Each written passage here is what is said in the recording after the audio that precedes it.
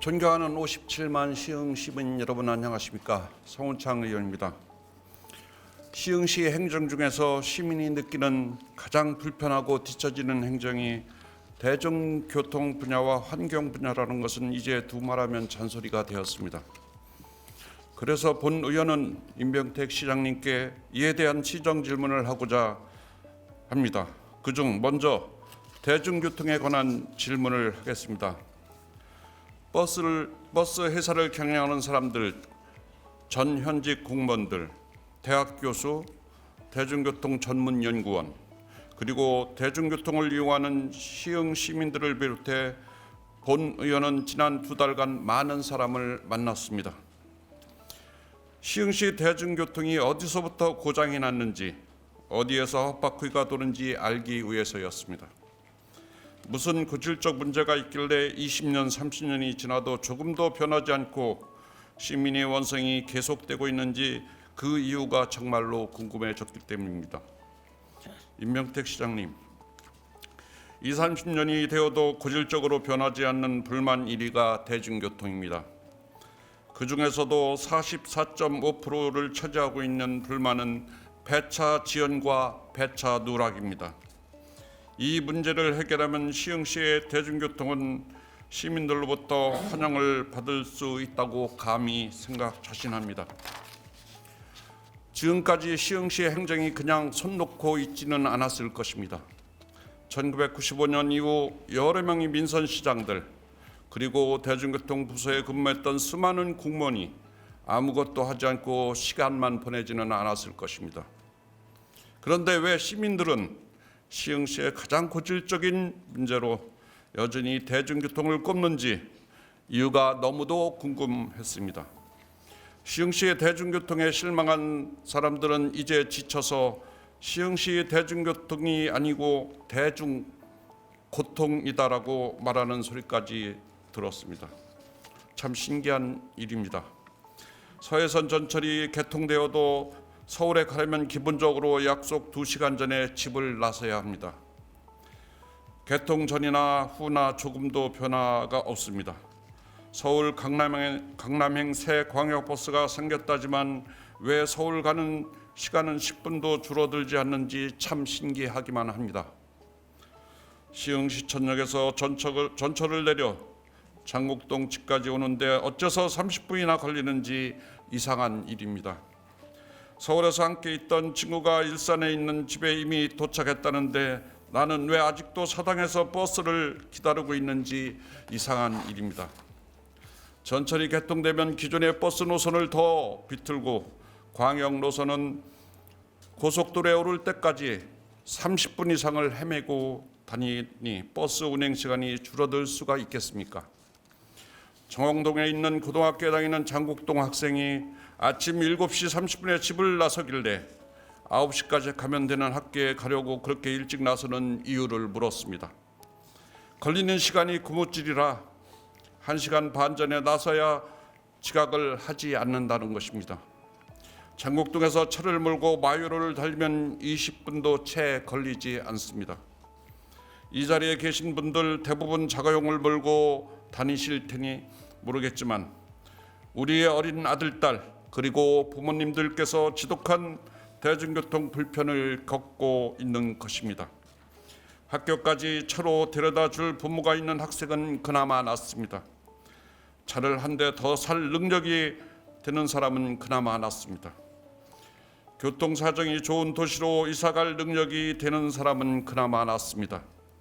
본 의원이 만난 대중교통을 이용할 수밖에 없는 사람들은 이제는 시흥시 대중교통에 대한 기대를 거의 버렸습니다. 이런 불편한 대중교통 현실에 사는 자신들의 처지와 무능을 탓하기까지 했습니다. 더욱 기가 막히는 말은 정치인들에게서 듣기도 했습니다. 서울 외곽 도시가 다 그런 거 아니야? 대중교통은 아무리 잘해도 불만은 항상 있어 라고 말하더군요. 하지만 절대로 서울이 위성도시들이 다 그렇지는 않습니다. 우리 시민들이 무작정 불평만 하는 것이 아닙니다. 시장님, 시흥시 대중교통 행정에 아주 특별함이 있는 것을 아십니까? 정치하는 사람들, 행정하는 사람들이 들으면 부끄러운 그런 기막힌 특별한 사정 말입니다. 타시 시내버스 업체들은 시흥시 면회업체를 무척 부러워합니다. 회사가 요구하는 손실금을 시흥시처럼 잘 챙겨주는 곳이 없다고 시흥시에서 버스 회사를 운영하고 싶답니다. 본의원은 너무도 부끄러웠습니다. 버스 회사를 하려면 시흥시 같은 곳에서 해야 한다는 말은 사실상 시흥시의 교통행정이 무능을 손가락질하는 말이기 때문입니다. 2018년 이른바 노사정의 합의를 뒤돌아보게 됩니다. 시 면회업체가 우리 회사의 요구를 안 들어주면 버스를 세우겠다라고 협박만 해도 행정이 두 손 들고 항복하는 그런 시흥시의 업자의 낙원이라고 비웃었습니다.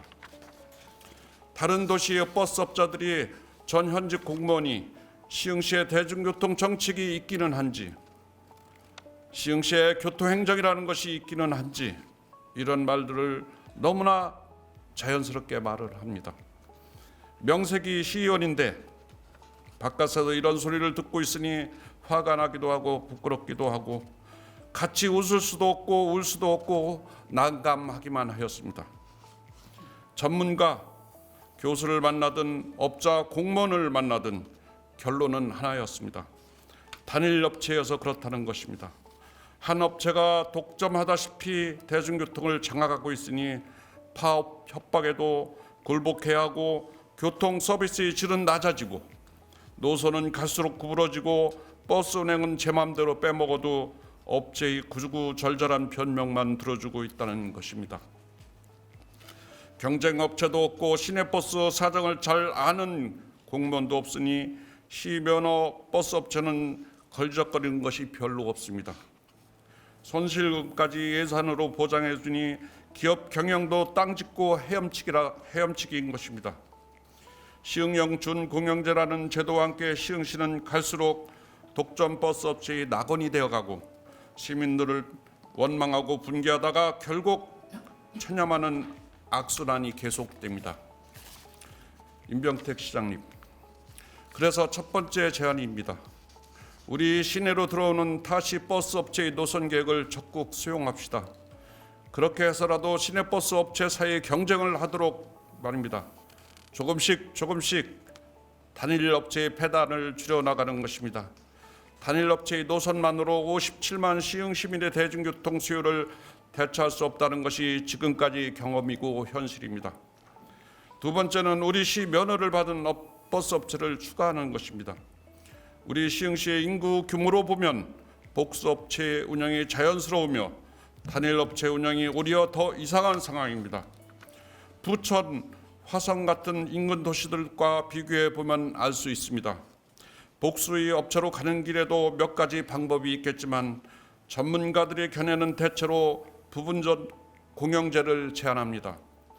민영제와 공영제 또는 민간 위탁을 동시에 운영하는 체제입니다. 버스업자가 원하는 노선을 운행하게 하고 그 외 노선은 공적기관이 설립한 공기업이 맡는 방식입니다.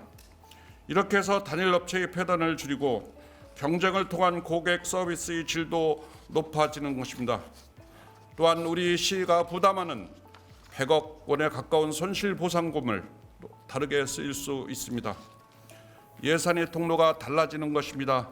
이 돈이 업체로 들어가기보다 시흥시에서 일하는 시내버스 기사들의 임금으로 직접 제공되는 것이 예산의 도덕성에도 부합합니다. 저는 우리 시의 버스 운송 종사자들이 좋은 근무 조건과 임금 체계 속에서 근무하기를 원합니다. 이는 나아가 승객들에게 양질의 서비스로 연결되기 것이기 때문입니다. 공공예산으로 양질의 일자리를 제공한다면 버스기사 부족 문제도 당연히 해결될 것입니다. 또한 대중교통 문제 해결에 있어서 대중교통과 직원들의 역할이 매우 중요합니다. 전문성 확보를 위해 교통시설직을 대중교통과 직원으로 전면 배치하는 계획을 검토하여 주실 것을 제안드립니다. 아울러 대중교통과는 고생이 많아 직원들이 근무 기피 부서입니다. 직원들이 사기 진작을 위해 인사고과에 가점을 주고 인센티브 제도를 운영하는 것을 검토할 것을 제안드립니다. 그리고 그 결과를 제출해 주시기 바랍니다. 2018년 시작된 시흥령 준공영제는 그 수명을 다한 것이 아닌지 검토할 때가 되었습니다. 앞에 시흥령이라는 말이 붙은 정책들이 있습니다. 그런데 시흥령 준공영제만큼 주변에 조롱거리가 되는 것을 보지 못했습니다. 우리 시민들로부터 대중교통이 조금 나아진 것 같다라는 말이 들릴 때까지 시의원으로서 최선을 다하겠다는 말씀을 드리면서 발언을 마칩니다. 경청해 주셔서 감사합니다. 다음은 수질 관련에 대해서 말씀드리겠습니다. 임병택 시장님, 시흥시는 환경도시를 표방하고 있습니다. 갯골 생태공원, 물왕호수, 시아호, 호족벌, 이루 말할 수 없을 정도의 환경 자원을 보유하고 있습니다. 화면을 보시죠.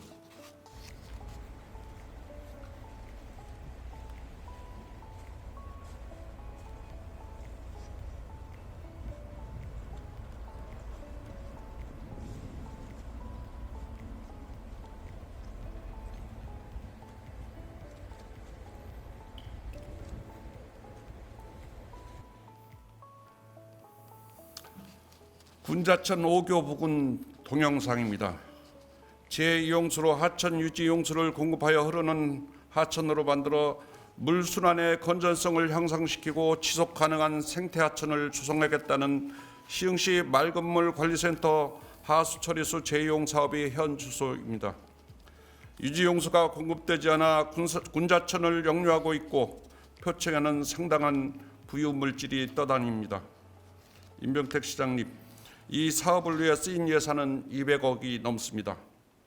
이 사업을 계획하고 추진하는 데 우여곡절이 있었으나 그동안 방치되었던 수생태계 수변공원을 시민들에게 돌려주자는 취지로 많은 예산이 투입되었습니다. 시정백서 등 각종 보도자료를 통해 크게 홍보되었던 사업인데 지금 이 동영상을 보신 후 시장님의 생각은 어떤지 묻고 싶습니다. 200억 예산 절대 적지 않은 예산입니다. 임병택 시장님, 하수처리소 재이용 사업 준공호 현장 방문을 단 한 번이라도 하셨는지요? 계획된 일일 처리 용량만큼 방류는 하고 있습니까? 본위원이 확인해 보니 재이용수 처리 비용을 감당할 수 없어서 시간대별로 일부만 방류하고 있다고 합니다. 승용차를 사놓고도 기름값이 아까워 차를 주차장에 세워둔 꼴입니다. 장현천과 장곡천의 문제도 심각합니다. 지난 3월 장현 수질보건센터 수문 고장으로 인한 오수 역류 사고에 대한 방지 대책이 나오기도 전에 5월에 또다시 역류 사고가 발생하였고 오수 수백 톤이 장현천과 장곡천으로 유입되었습니다. 2021년도에 비슷한 사건이 있었는데 LH가 방류구를 부숴 벌어진 사고로 보고하고 어물쩍 넘어가 버렸습니다. 그때 원인 조사가 제대로 이루어지지 않고 넘어가다 보니 사고가 계속 이어집니다. 이번에는 철저한 원인 조사를 요구합니다. 그렇게 해야 사고가 재발되지 않습니다. 두 번째는 시흥시에 그간 발생했던 수질 오염 사고의 문제점을 인지하고 재발 방지를 하고자 10분 기동반을 운영해 수질 오염 사고에 신속하고 효과적인 대응 체계를 구축한다고 했습니다. 이는 지난 300일에 제1차 정례의 본의원이 시정 질문하였던 작년 8월에 발생한 옥구천 수질 오염 사고와도 무관하지 않다고 생각합니다. 10분 기동반은 하천 순찰조, 현장 확인조, 방제 대응조로 구성하여 평상시 수질 오염 사고 취약 지역을 찾아 주기적으로 순찰하고 사고 발생 시 상황 접수, 현장 출동, 방제 작업 등 사후 조치 임무를 수행하는 것으로 되어 있습니다. 앞서 나열한 세 가지 사례를 보면 공통점이 있습니다. 모두 사후 대책의 목표를 두었다는 것입니다. 수질 오염 사고가 한번 발생하면 방제 작업에 투입되는 비용이 막대할 뿐만 아니라 수십 년 동안 생태계에 미치는 영향도 크기에 사전에 사고가 발생하지 않도록 환경을 구축하는 것이 우선입니다. 시흥시는 대한민국을 대표하는 스마트 도시 인증을 받았는데도 수질 오염 사고 대비를 위한 스마트 인프라 구축이 미비합니다. 사고는 예상할 수 없기 때문에 365일 실시간 관리 감독이 필요합니다. 그래서 수질 오염 사고를 막기 위한 선제적인 스마트 인프라 구축과 서비스 제공 계획에 대한 자료를 요청합니다. 임병택 시장님, 타 지자체의 IoT 기술을 접목한 센서형 기반의 수질 오염 감시 사례를 말씀드리겠습니다. 인천광역시는 소규모 사업장에서 배출하는 폐수로 인한 수질 오염 사고를 막기 위해 24시간 수질을 측정할 수 있는 이동형 수질 감지 시스템을 도입하였고, 본 불법 배출 관로를 찾아내는 지하 매설물 탐지 장비를 동원하고 있습니다.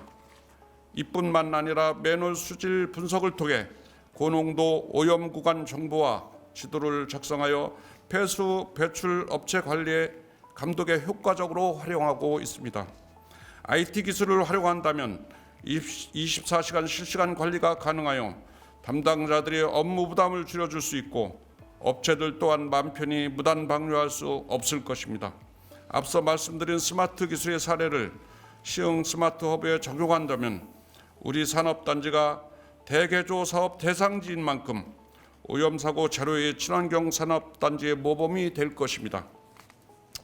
임병택 시장님, 국가물관리 기본계획에 따르면 산업단지 대개조 사업과 연계하여 산업단지 오염을 중점 관리하겠다고 발표했습니다.